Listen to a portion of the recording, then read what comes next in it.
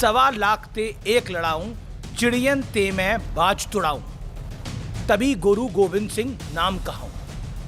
यानी एक खालसा योद्धा सवा लाख दुश्मनों के बराबर है। खालसा उस चिड़िया के समान होते हैं जो बाज से लड़ जाएं तो उसे भी हराकर ही दम लेते हैं। उन चार साहिबजादों ने गुरु गोविंद सिंह के इन शब्दों को सही साबित करके दिखाया। खेलने कूदने की उम्र में उन्होंने कभी ना भूलने वाला ऐसा अदम्य साहस दिखाया कि हमेशा हमेशा के लिए उनका नाम इतिहास में गोल्डन वर्ड्स में, सुनहरे पन्नों में दर्ज हो गया। ये उन चार साहिबजादों की कहानी है जो सही मानों में सिंह के बच्चे थे, शेर के बच्चे थे।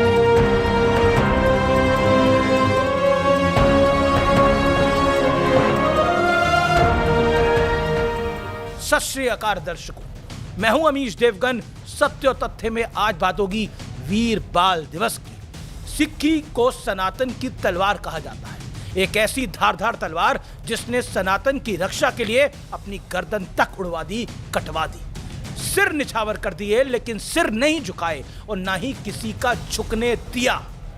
गुरु तेग बहादुर ने उस दौर में औरंगजेब को चुनौती दी जब वो बड़ी ही बेरहमी से हिंदुओं का जबरन धर्म परिवर्तन करा रहा था। गुरु तेग बहादुर उसके सामने अडिग और अटल होकर डट गए। उन्होंने शीश कटवा दिया लेकिन अपने केश कटने नहीं दिए। इसके बाद 10वें गुरु गोविंद सिंह का दौर आया। उनके चार साहिबजादे थे, बेटे थे। साहिबजादा अजीत सिंह जी ने, साहिबजादा जुझार सिंह जी ने, साहिबजादा जोरावर सिंह जी ने, साहिबजादा फतेह सिंह जी ने। गुरु तेग बहादुर की शहादत के बाद औरंगजेब ने अपनी सेना को 10वें गुरु गोविंद सिंह के पीछे लगा दिया। 40 सिख योद्धाओं को औरंगजेब की सेना ने चमकौर में घेर लिया। बड़े साहिबजादे अजीत सिंह मुगलों की लाखों की सेना पर टूट पड़े। उनकी शहादत के बाद साहिबजादे जुझार सिंह ने भी वीर गति को प्राप्त कर लिया। चमकौर का युद्ध महापराक्रम की एक ऐसी गाथा है जिसके बारे में एजेंडाधारी नहीं बताते। जहां 40 सिख योद्धाओं ने औरंगजेब की लाखों सैनिकों वाली सेना को उस दिन सवा लाख ते एक लड़ाऊं का अर्थ समझाया था, मुगल कमांडर वजीर खान गुरु गोविंद सिंह को पकड़ने में कामयाब नहीं हो सका। और ये सत्य और तथ्य है, लेकिन एजेंडाधारी आपको ये नहीं बताते। ये वीर गाथा है, ये हिंदुस्तान का पराक्रम था, ये हिंदुस्तानी का पराक्रम था। इसके बाद की कहानी आज की युवा पीढ़ी को जरूर सुननी चाहिए। 9 साल के जोरावर सिंह और 6 साल के फतेह सिंह को धोखे से वजीर खान ने पकड़ लिया। वजीर खान ने सोचा होगा कि बच्चे हैं, इन्हें आसानी से काबू किया जा सकता है। उसने दोनों साहिबजादों को खूब डराया, धमकाया और धर्म बदलने का दबाव डाला, लेकिन दोनों साहिबजादों ने अपने इंकार से यह साबित कर दिया कि वो किसकी संतान है। बौखलाए वजीर खान ने दोनों साहिबजादों को दीवार में जिंदा चुनवा दिया था। दीवार ऊंची होती जा रही थी और दोनों साहिबजादे वाहेगुरु जपते जा रहे थे। वाहेगुरु जी की फतेह। 26 दिसंबर का दिन साहिबजादों की शहादत को नमन करने के लिए वीर बाल दिवस के तौर पर मनाया जाता है। 2022 में प्रधानमंत्री नरेंद्र मोदी ने इसकी एक बड़ी शुरुआत की थी। शुक्रवार को भी दिल्ली के भारत मंडपम में एक खास कार्यक्रम हुआ। प्रधानमंत्री मोदी खुद उस कार्यक्रम में पहुंचे। उन्होंने कहा, वीर साहिबजादों ने मुगलों की मजहबी कट्टरता और आतंक के वजूद हिला दिया था। सुनिए मोदी ने क्या बोला। और आज से पहले किसी कांग्रेस की सरकार ने ये नहीं किया। क्यों नहीं किया, इसका भी कारण आगे आपको बताऊंगा। वो वीर साहबजादे जिन्होंने उम्र और अवस्था की सीमाओं को तोड़ दिया, जो क्रूर मुगल सल्तनत के सामने ऐसे चट्टान की तरह खड़े हुए कि मजहबी कट्टरता और आतंक का वजूद ही हिला गया। तलवार का डर और जिंदा रहने का लालच।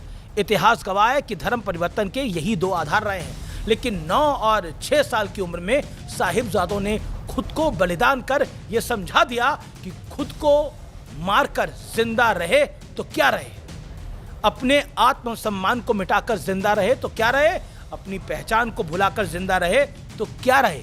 आज के जेन जी, आज के जेन अल्फा के लिए यह कहानी जानना जरूरी है, इसलिए ज्यादा से ज्यादा लोगों के साथ शेयर करें। इसलिए मैंने सिखों के बलिदान को विस्तार से बताने की कोशिश की है ताकि उन्हें समझ आए कि हमारी विरासत कितनी बड़ी है। आज हम जिंदा हैं, सुरक्षित हैं और आजादी से अपने फैसले ले सकते हैं, क्योंकि हमारे लिए न जाने कितने पुण्य आत्माओं ने अपने प्राणों की आहुति दे दी।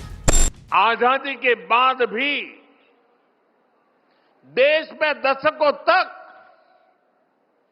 ऐसी सच्चाइयों को दबाने की कोशिश की गई। अब हम भारतीयों के बलिदान, हमारे शौर्य की स्मृतियां दबेगी नहीं।